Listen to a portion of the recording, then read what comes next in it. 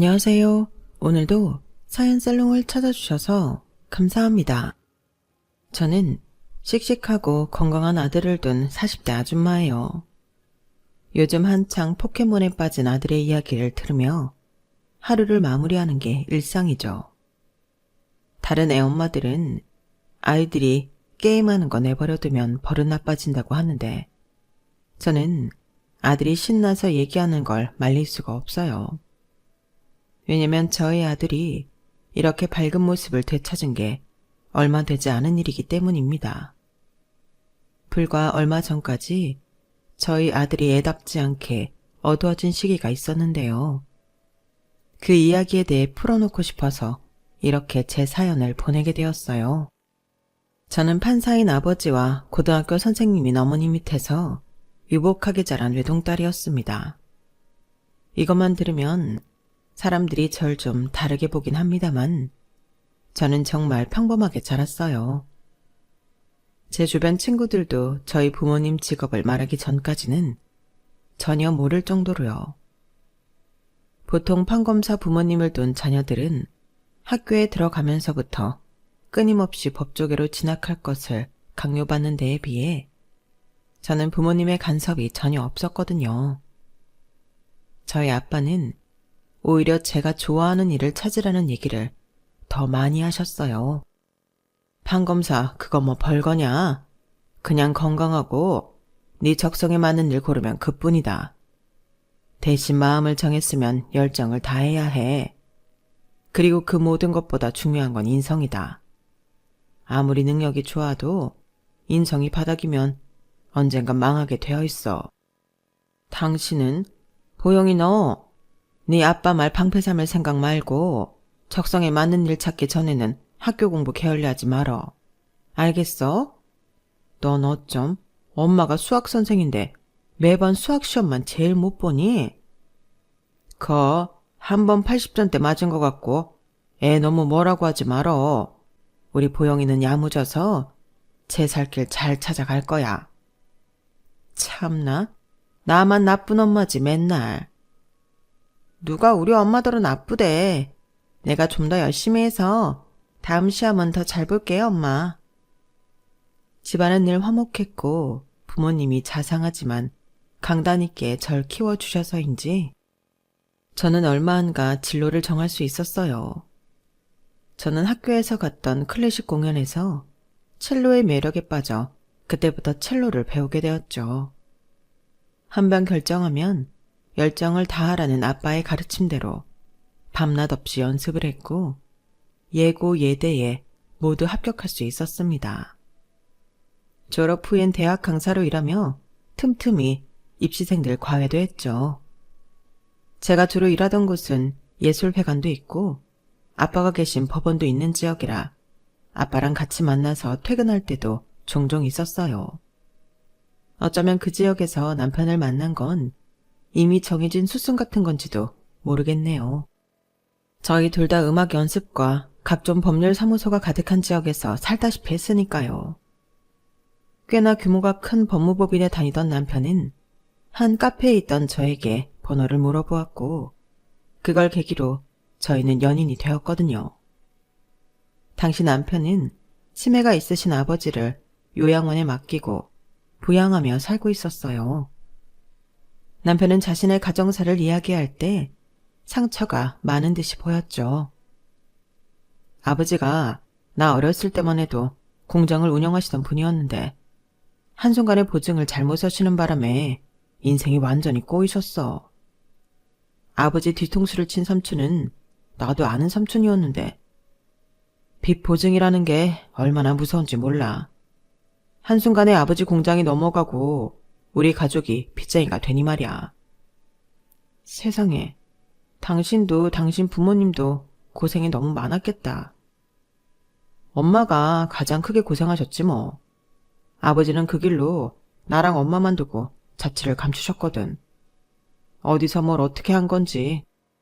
돈을 다달이 우리한테 보내긴 했지만 빚을 갚기엔 턱없는 돈이었지. 애꿎은 엄마만 빚쟁이들한테 시달리고 3년을 그렇게 고생하니까 곱기만 하던 엄마 얼굴이 반쪽이 되더라고. 그제서야 아버지가 돌아와서 빚도 갚고 가족도 생겼지만 엄마는 그때 건강이 너무 안 좋아지셨어. 아버지도 큰돈 버시느라 고생을 많이 하셨겠어. 연락을 일방적으로 끊은 건 잘못이지만. 바보 같은 거지. 애초에 보증을 왜 서? 그건 애초에 사업을 할 깜냥이 안 됐다는 거야. 결국 아버지 때문에 엄마는 환갑도 못 넘기시고 돌아가시고, 아버지 본인도 몸이 망가지고 치매까지 와서 아들이 나한테 이런 짐이나 지우게 하시는 거지. 말은 그렇게 해도 요양원에 자주 찾아뵙기도 하고 효도도 하고 있잖아. 당신도 아버지가 고생하셨다는 거 마음으로는 아니까 그런 거 아니야? 어쩌겠어. 부양해드릴 아들이 나밖에 없는걸. 남편은 그렇게 말하면서도 아버님을 돌아가시는 날까지 살뜰하게 돌봐드렸어요. 저희가 식을 올리기 전 이런 남편의 이야기를 듣게 된 저희 부모님도 사정을 딱하게 여기셨죠. 그리고 직접 만나기 전부터 남편이 참 책임감 있는 사람이라며 마음에 들어 하셨는데요. 반면 결혼을 약속한 뒤에야 저희 아빠가 판사이신 걸 안 남편은 깜짝 놀라면서 한동안 제 앞에서 어색함을 감추지 못했어요. 아무래도 일하는 회사가 큰 법무법인이다 보니 남들보다도 그 중압감이 더 크게 다가왔나 봅니다. 남편은 특히 저희 부모님께 인사를 드리러 올 때는 손바닥이 축축해질 정도로 긴장하는 모습을 보였어요. 하지만 저희 부모님이 계속 남편이 긴장을 풀 수 있게 따뜻하게 말씀해 주시고 일상적인 이야기를 나누다 보니 점점 마음을 놓더군요. 식사 자리를 마치고 이야기를 더 나누는데 남편이 멋쩍게 제가 변호사라도 되어야 두 분께서도 면이 서실 텐데 라고 하자 아빠는 손을 휘휘 저으며 말씀하셨어요. 변호사든 검사든 그게 내 입장에서 뭐가 중요하겠나. 내 딸과 남은 인생을 함께할 사람인데 우리 보영이를 잘 아껴주고 심성이 고운 사람이면 됐지. 자네가 모진 사람이 아니라는 거 알고 있네. 그거만 됐어. 그러시면서 아빠는 오히려 머리만 좋고 심성은 곱지 못한 사람들 너무 많이 봐서 그런 사람이라면 치가 떨린다고 하셨어요. 오히려 저희 남편이 조금 숫기가 없어도 솔직하고 나쁜 짓 할 사람이 아니라며 좋다고 하셨죠. 남편 역시 저희 아빠를 굉장히 좋아하고 존경하며 잘 따랐습니다. 본인이 먼저 저희 부모님과 식사 자리를 가지자고 하거나 근교로 놀러 가자고 하기도 했고 저랑 둘이 있을 때도 먼저 이야기를 종종 꺼낼 정도로 저희 부모님을 좋아했어요. 처음엔 조금 무서웠는데 막상 만나보니 장인어른도 장모님도 너무 인자하시고 좋은 분들이셔서 얼마나 다행인지 몰라. 아닌 게 아니라 장인어른이 정말 참복관이신 것 같아. 내가 사무실에서 장인어른 이름만 대도 변호사들이 전부 관심을 가지고 엄청 호의적으로 대하더라고. 몇 안 되는 참법관이시라면서. 학벌에 상관없이 다들 인정하셔. 저번 송년회 때는 대표님도 칭찬하시더라니까. 저희 부부는 그렇게 집안의 반대나 다른 방해물 하나 없이 행복한 결혼식을 올렸고 결혼 3년 만에 눈에 넣어도 아프지 않을 아들까지 낳으며 평범하게 살아가고 있었어요. 저는 아이를 낳으면서 동시에 강사 일도 관두게 되었죠. 남편 역시 제가 일을 관두고 육아에 전념하길 바랐어요. 저희는 첫째가 어느 정도 자라고 나면 그 다음에 둘째를 낳을 계획을 하고 있었거든요. 그리고 저희 아들이 아장아장 걸어다니다가 어느덧 힘차게 뛰어다니기까지 하게 되어 저희 부부가 둘째 계획을 논의하던 때였어요. 저희 아빠가 예상보다 일찍 퇴직을 선언하셨어요. 그런데 그 얘기를 들은 남편의 얼굴이 울그락푸르락 해지는 겁니다. 저희 부모님 앞에서도 안색을 숨기지 못할 만큼이나 말이죠. 그러더니 집에 돌아오자마자 제게 이 사실을 알고 있었느냐고 다그치며 불같이 화를 내더라고요. 몇 년 일찍 퇴직하셨다고 해도 아빠 연세에 맞는 시기에 퇴직을 하신 건데 남편은 지나치게 화를 냈어요. 나도 오늘 처음 들은 이야기야. 가족들 다 모인 자리에서 얘기하려고 그러신 것 같은데. 아니, 나한테 먼저 말씀하셨으면 뭐가 달라져? 그리고 아빠가 퇴직하시는 게 당신이랑 무슨 상관이야? 왜 이렇게 화를 내? 당신이야말로 뭐가 그렇게 평온해? 지금 우리 아들이 아직 초등학교도 안 들어갔는데 저런 중대한 결정을 마음대로 하신다잖아. 보직에서 물러나면 잊혀지는 거 한순간인 거 몰라? 그게 대체 무슨 상관이냐고. 우리 가족이랑은 아무 상관도 없잖아. 부모님도 그런 거 전혀 신경 안 쓰는데 왜 당신이 난리야? 왜 상관이 없어? 이제 내가 어디 나가서 장인어른 사위라고 말도 못하게 생겼는데 적어도 내가 실장 달기 전까지는 기다려 주셨어야 할 거 아니야. 애가 아직도 유치원생인데. 뭐? 당신은 그럼 당신 사회생활 편하게 하겠다고 그동안 우리 아빠를 팔아왔다는 거야? 지금 그 얘기야? 그딴 식으로 매도하지 마. 나는 가장이라고. 가족을 위해서 이득될 만한 부분이 있으면 좀 더 얘기를 꺼낼 수도 있는 거지. 집에서 놀고 먹는 당신이 판단할 문제가 아니잖아. 그걸 가지고 장인어른을 팔았다고 하다니. 당신이야말로 철이 없어도 유분수지. 왜 이렇게 현실 감각이 없어? 그럼 판사 장인어른 안 두고 그냥 본인 능력으로 일하는 사람들은 뭔데? 그 사람들도 현실 감각이 없는 거야? 그리고 내가 집에서 놀고 먹는다니 퇴근하고 설거지 하나 안 도와주는 당신이 할 소리야? 당신이야말로 밖에서 우리 아빠 덕보고 살면서 집에선 나한테 유세까지 부리겠다는 거냐고 지금. 저는 남편의 말을 듣고 정말 기가 찼어요. 남편은 제 말에 제대로 반박도 못하면서 계속해서 큰 소리를 화를 내다가 밖에 나가 담배를 피우고 오더라고요.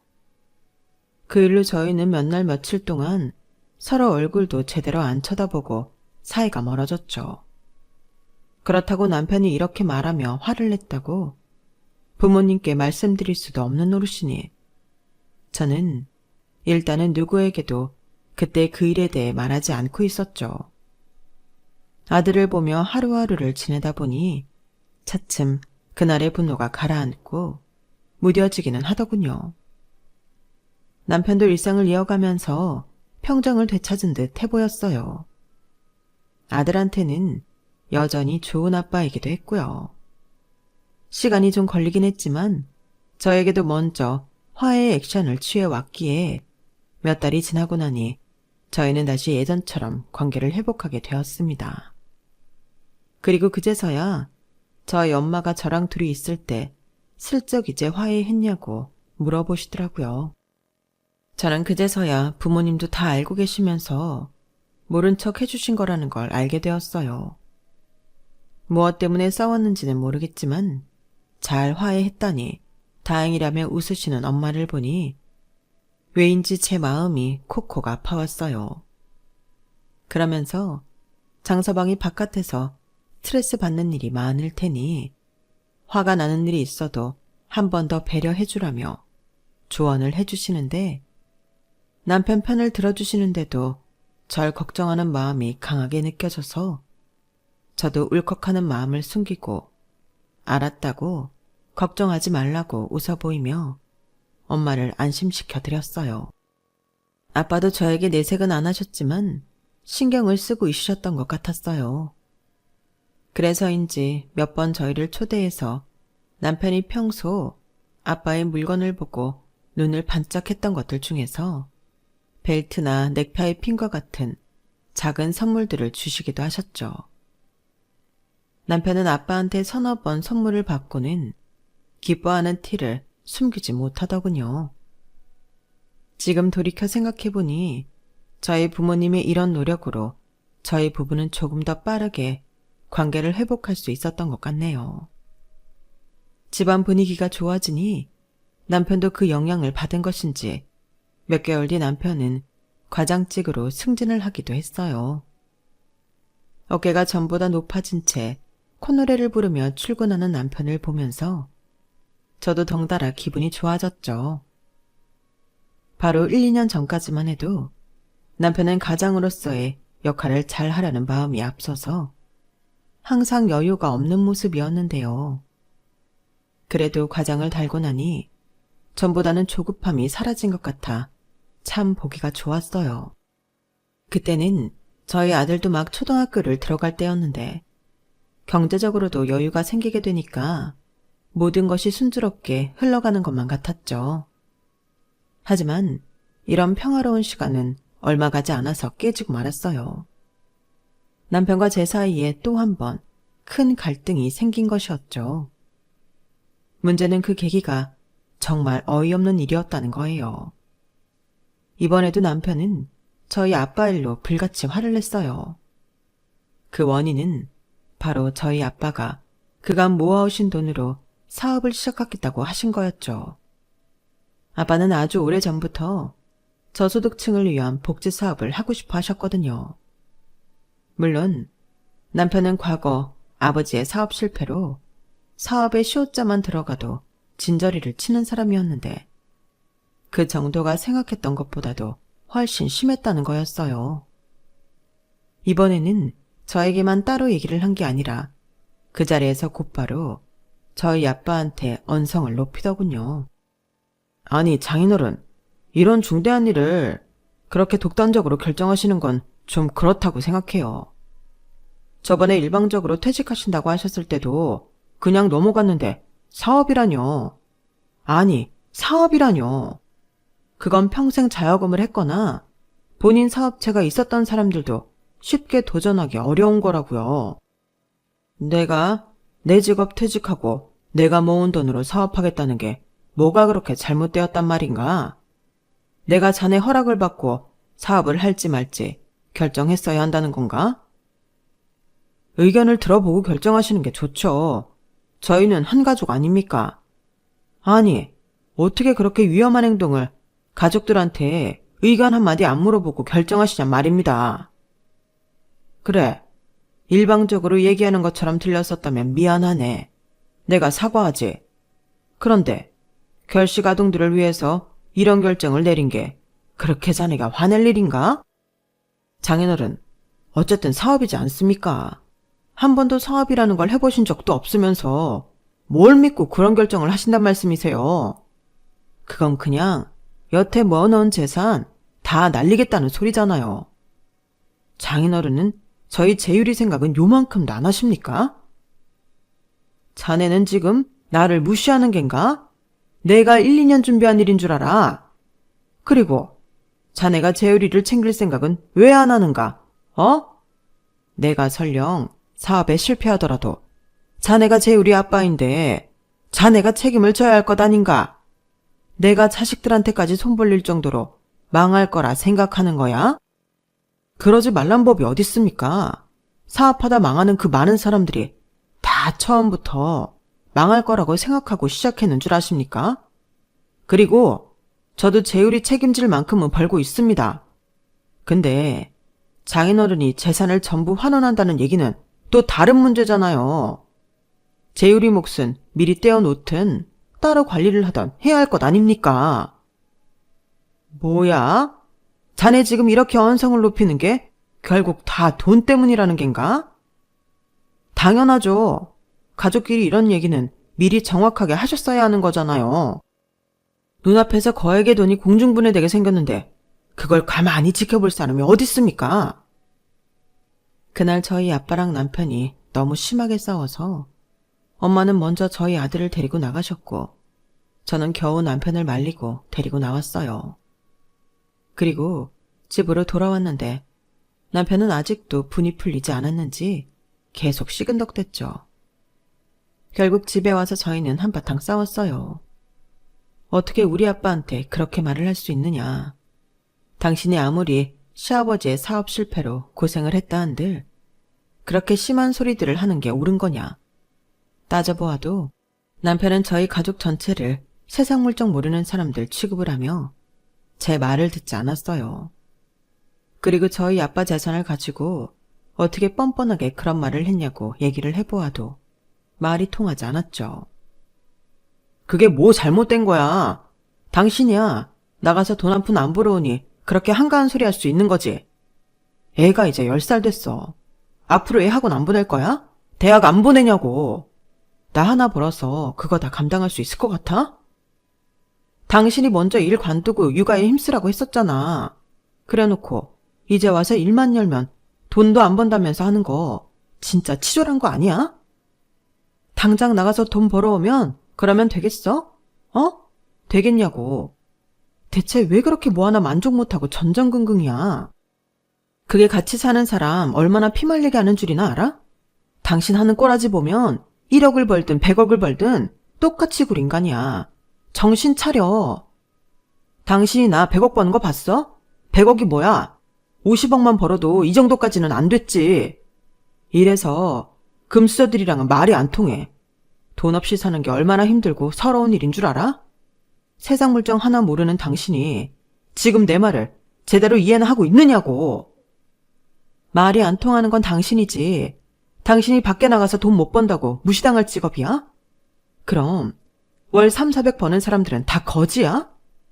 자꾸 금수저거리는데 우리 부모님은 나한테 돈이 아니라 이 사회에서 제대로 일해서 돈 벌 수 있는 능력을 주셨어.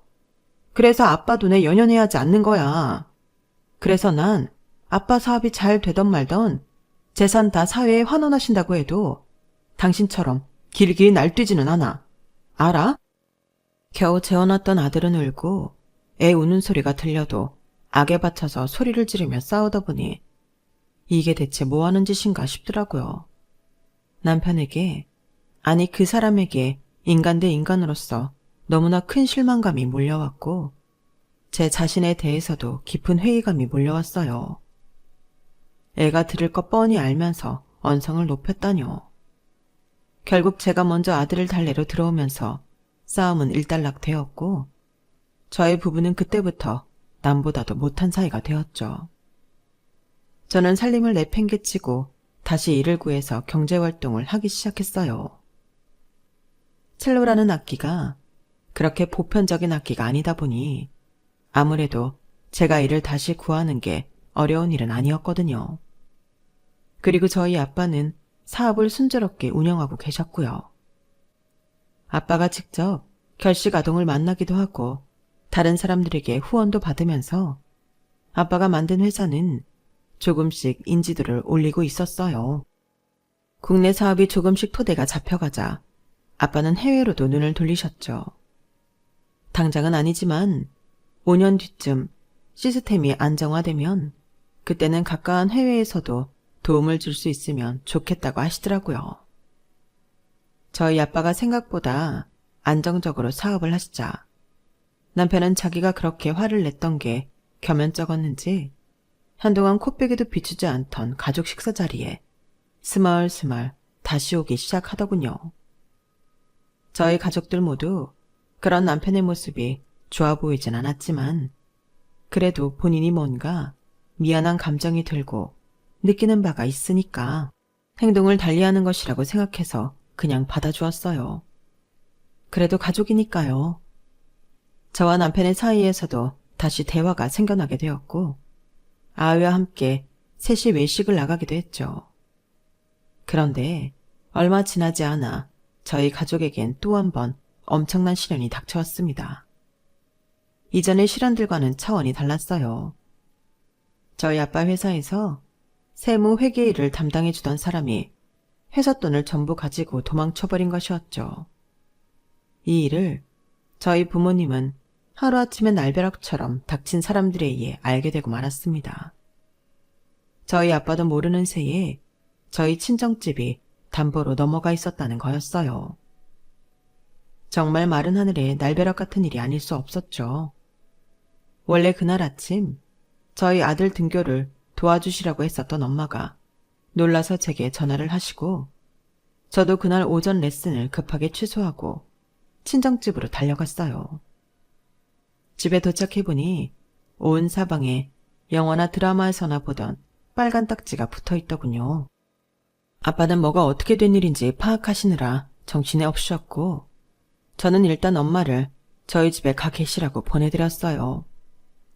엄마랑 저희 아들이 가고 나니 저도 심적으로 무너지게 되더라고요. 그래서 일단 남편에게 전화를 걸어 현재 상황에 대해 이야기를 했습니다. 남편은 제가 말을 꺼내자마자 무슨 상황인지 알겠다면서 바로 이쪽으로 와주겠다고 대답했죠. 그래서 저는 발을 동동 구르며 남편을 기다리고 있었어요. 남편은 약 3시간 만에 친정집에 도착했는데요. 어렸을 적에 경험이 있어서인지 침착한 모습이었어요. 저는 남편을 보자마자 저도 모르게 눈물이 왈칵 쏟아지더군요. 남편에게 다가가 기대려는 그 순간, 벼랑간 남편이 몸을 빼내어 저랑 멀어지는 겁니다. 제가 어리둥절한 눈으로 쳐다보자 남편은 제 눈앞에 종이 한 장을 들이밀었어요. 바로 이혼장이었죠. 이게 뭐야? 뭐긴 이혼장이지. 인주도 가져왔어. 얼른 사인하고 지장 찍어. 뭐라고? 당신 집 결국 망했잖아. 와서 보니까 확실히 알겠다. 역시나 불안하더라니. 뭐해? 얼른 찍어. 당황한 제가 아무 말도 못하고 어버버거리자 남편은 제 손에 억지로 펜을 쥐어주었는데 그 순간 집 안으로 다시 들어온 아빠가 저희 둘을 발견하셨어요. 장서방 왔나? 보영이 데리고 먼저 집에 가 있도록 하게. 그건 뭔가? 이혼장이요. 제 집에를 왜 데려갑니까? 신혼집은 제 돈으로 한 건데. 아, 아니다. 짐을 다 빼려면 어차피 가야 하는군요. 알겠습니다. 뭐? 이혼장? 자네 지금... 보영이 너 원래 이혼하기로 했었니? 그게 뭐가 중요합니까? 집안이 폭삭 망한 마당에. 너무 갑자기 망하셔서 저도 오늘일 줄 몰랐는걸요. 자네 지금 우리 집이 이렇게 됐다고 곧바로 이혼장부터 가지고 왔다는 소리인가? 어떻게 우리 딸한테 이럴 수가 있나? 장인어른, 그러게 사업 아무나 하는 거 아니라고 했잖아요. 아니, 장인어른이 망해서 딸내미까지 이혼시켜놓고 지금 누구한테 역정을 내십니까? 우리 딸 재산에 손댈 생각은 전혀 없네. 그리고 자네 아들은 어쩔 건가? 하루아침에 아들을 엄마 없는 애로 키우려는 결정을 하겠다는 겐가? 아빠 없는 애겠죠. 제가 걔를 어떻게 책임진답니까? 이제 장인어른도 어떻게 되셨는데. 전 못합니다. 다른 부부들은 양육권 갖고 싸운다는데 저희는 그럴 필요도 없으니 깔끔하죠. 이혼장에 도장 찍었으니 지금 바로 접수하러 가볼게요. 그럼 앞으로 잘 사십시오. 남편은 그렇게 정말 아무런 미련이 없다는 듯 가벼운 말투로 집을 나가버렸어요. 아빠는 기가 차서 더 이상 아무 말씀도 잊지 못하셨고 저는 눈물을 펑펑 쏟으며 울었죠. 왜 울었는지는 정확히 모르겠지만 그 인간에 대한 배신감, 황당함, 서러움과 막막함 등이 전부 섞였던 것 같습니다. 그때가 벌써 결혼한 지 대략 15년이 되었을 때니까 연애 기간까지 합치면 남편을 거의 20년을 알아온 거나 다름없었는데요. 그런 남편에게 한순간에 버림받게 되니 20년의 인생이 전부 부정당하는 느낌이 쓰나미처럼 몰려오니까 정말 엉엉 울음이 터져 나오게 된 거예요. 아빠는 저한테 뭐라고 말도 못하시고 하던 걸 다 멈추고 그저 꼭 안아주기만 하셨죠. 제가 겨우 진정하고 난 뒤 아빠는 무서운 기세로 닥쳐온 일들을 해결해 나가기 시작하셨어요. 나중에 들어보니 아빠를 배신한 그 사람은 아빠가 오래전부터 알고 있던 지인의 추천으로 만나게 된 사람이었는데 생각보다 후원금이 모이자 딴 마음을 품게 되었다고 하더군요. 일부러 아빠의 관심을 해외로 돌리면서 회사의 돈은 물론이고 친정집을 담보로 대출까지 최대한 끌어와 한국을 아예 뜨려고 했다는 모양입니다. 항상 법정 안에서 사람을 판단해오던 아빠가 실생활에서는 사람을 잘못 보는 실수를 하신 것이었죠. 하지만 그 배신자 역시 사람을 잘못 본 건 마찬가지였습니다. 저희 아빠는 제가 예상한 것보다도 훨씬 인맥이 상당하신 분이었고 행동이 빠른 분이었어요. 다행히 아직 한국을 벗어나지 않은 그 배신자를 찾아내는 데는 고작 3일의 시간밖에 걸리지 않았습니다. 그리고 동시에 초호와 변호인단이 꾸려지게 되었어요.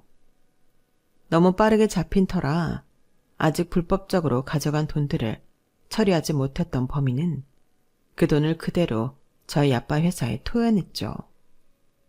아빠는 그 범인에게 할 수 있는 모든 법적인 절차를 진행시켰고 결국 범인은 감방까지 가게 되었답니다. 아빠는 이 모든 일을 1년도 안 되어 진행시키셨어요. 솔직히 말하자면 저도 저희 아빠가 화가 나면 이렇게 무섭게 변하는 분이라는 걸 이때 처음 알았네요. 아빠가 그렇게 범죄자를 처단할 동안 저도 바빴어요. 제 인생 최악의 악연을 끊어내느라 꽤나 수고를 해야 했거든요. 남편과의 질긴 인연은 한 번에 무 자르듯이 싹둑 잘라지지가 않았는데요. 왜 보통 사람의 진가를 알 수 있는 부분이 그 사람의 마지막 모습이라는 말도 있잖아요. 그런데 그 인간은 정말 최악이었어요. 그래도 한때 내 남편이었던 인간이라 이렇게까지 말씀드리고 싶지는 않지만 그 인간의 밑바닥은 비겁하고 찌질하고 추악하기 그지없는 인간이었습니다. 저는 남편이 이혼장을 들고 왔을 때 감정을 추스르자마자 남편과 살던 집에 가서 모든 짐들을 다 빼왔어요. 같이 살았던 기간이 길었던 만큼 하루 만에 짐들을 다 뺄 수가 없어서 며칠 뒤 주말에 한 번 더 들러서 짐을 빼게 되었어요. 아들의 짐도 빼려다 보니 저는 어쩔 수 없이 제 아들도 데려가게 되었는데요. 그 인간은 제가 가는 시간을 미리 말했음에도 나가지 않고 집구석에 들러붙어 있더군요. 그 꼴이 보기 싫었지만 저는 최대한 그쪽을 쳐다도 안 보고 무시한 채 빨리 짐을 챙기려고 했는데 아무래도 저희 아들은 그게 잘 안 됐던 것 같아요. 아직 초등학생인데 당연한 거잖아요. 그런데 기가 찼던 건 그 인간의 대처였어요. 아빠는 같이 안 와? 아빠도 엄마랑 나랑 같이 가자. 라며 용기 내서 말하는 아들에게 이딴 식으로 말을 하는 겁니다. 안 돼. 아빠는 이제 재율이 못 키워. 할아버지랑 엄마가 잘못해서 거지가 되는 바람에 아빠랑 같이 못 살게 됐거든. 아빠는 이제 재율이 아빠 아니야. 거실에서 얘한테 그렇게 말하는 소리를 듣자마자 저는 눈이 뒤집히는 것 같았죠. 그 정신에도 아들부터 차에 가 있으라고 밖으로 내보낸 뒤 남편에게 엄청나게 소리를 질렀어요. 지금 애한테 무슨 소리를 찌꺼리는 거야? 당신이 그러고도 애 아빠야? 나랑 이혼한다고 네 아들도 남의 아들 취급하는 거야? 애가 무슨 죄가 있다고 함부로 그딴 소리를 해대는 거냐고.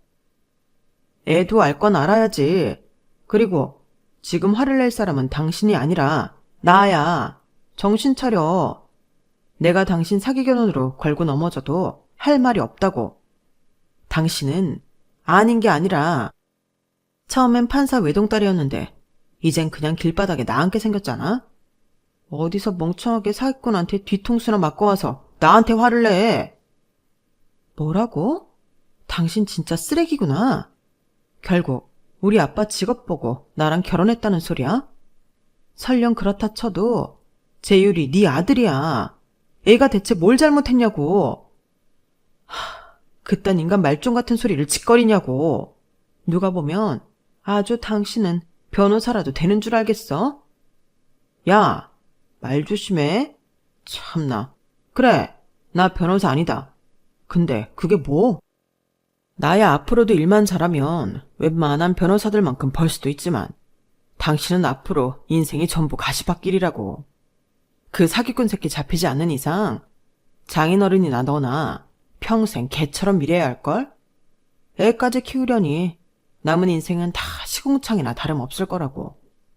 일찍 손절친 내가 현명한 거지. 그 사기꾼 새끼 잡았으니까 걱정 마. 당신 말대로 우리 아빠가 판사야. 범죄자 새끼 잡는 건 일도 아니지. 그리고 당신이랑 이혼하는 거? 당신 인생은 앞으로 뭐 탄탄대로일 줄 알아? 멍청하기는.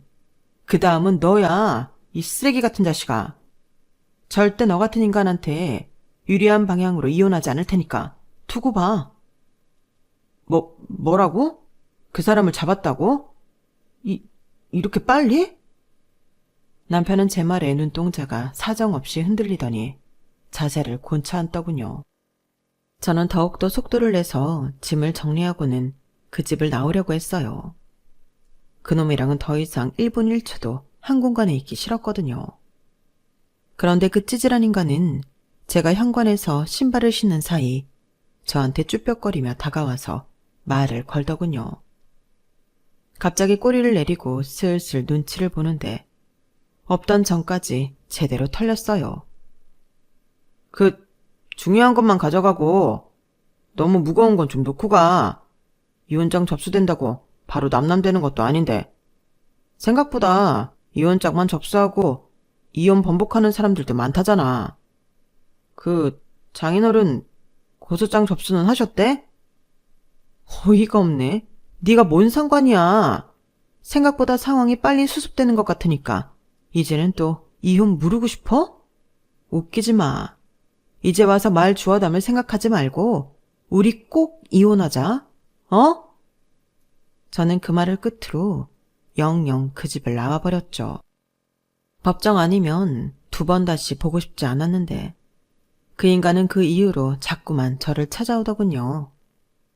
저희가 잠시 지내던 집은 또 어떻게 알았는지 저희 아들이 평소 좋아하던 캐릭터의 장난감을 사오질 않나, 제가 퇴근하기 전에 미리 와서 기다리질 않나 자꾸 거슬리는 행동을 했죠. 저희 집이 망할 뻔했다가 살아나서 다시 회복할 것 같으니까 자꾸만 이혼을 번복하려고 하면서요.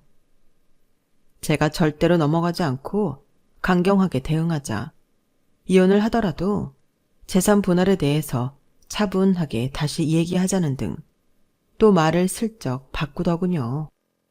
그 찌질한 인간이 매달려도 너무 매달리니 예상보다 일찍 변호사님을 보내버렸죠.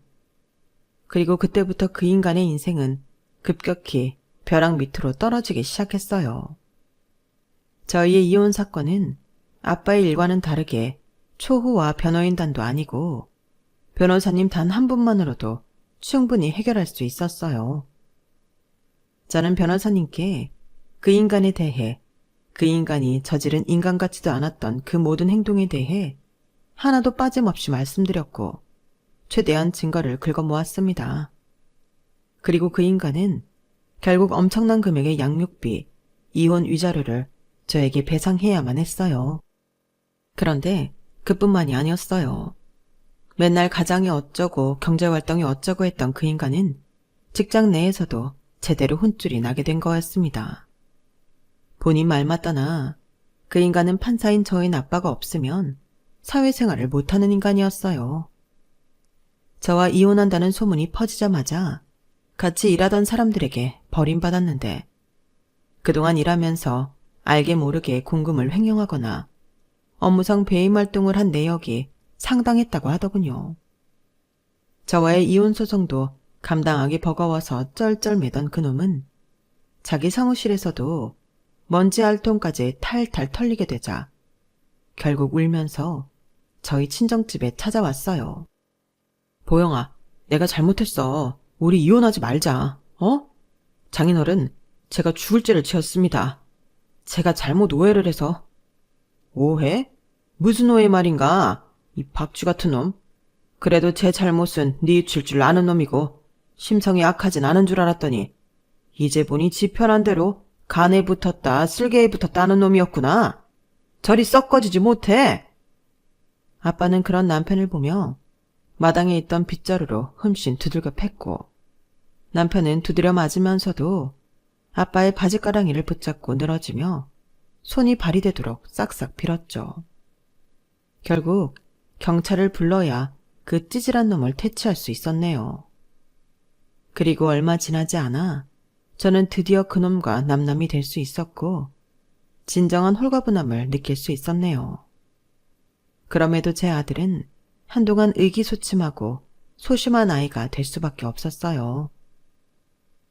저희 아들 입장에서는 친아빠가 자기 존재를 부정한 거나 다름이 없었으니까 충격이 이만저만이 아니었던 것이었죠. 저는 아들 손을 잡고 한동안 상담센터를 다니며 그 문제를 해결해야만 했고 그간 그 인간뿐만 아니라 저 또한 엄마로서 몰볼 꼴을 많이 보여준 것에 대해서 많이 사과하고 반성했죠. 덕분에 저희 아들은 몇 달 전부터는 전의 모습은 온데간데 없이 밝은 모습을 되찾을 수 있었답니다. 저희 가족은 그간의 일을 완벽히 회복한 채 평화로운 하루하루를 보내고 있어요. 지난 시간을 돌이켜보면 힘들었던 일들을 통해 저희 가족은 각자 몫의 성장을 이룬 것 같다는 생각이 들기도 하네요. 저 역시 상담센터를 다니며 이런 생각까지 하게 되어서 이렇게 그간의 제 이야기를 적어보고 싶다는 생각이 들었기도 하고요. 저도 부족한 부분이 많았지만 그래도 앞으로는 사람을 만나는 일에 좀 더 성숙한 시각을 가지려고 노력하려고요. 이 글을 읽는 여러분 역시 여러분 몫의 위로를 받게 되었으면 좋겠습니다. 들어주셔서 감사합니다. 항상 행복하세요. 여러분, 사연 댓글에 응원과 현명한 조언 부탁드려요. 좋아요와 구독은 저에게 큰 힘이 됩니다. 오늘도 좋은 일 가득하세요.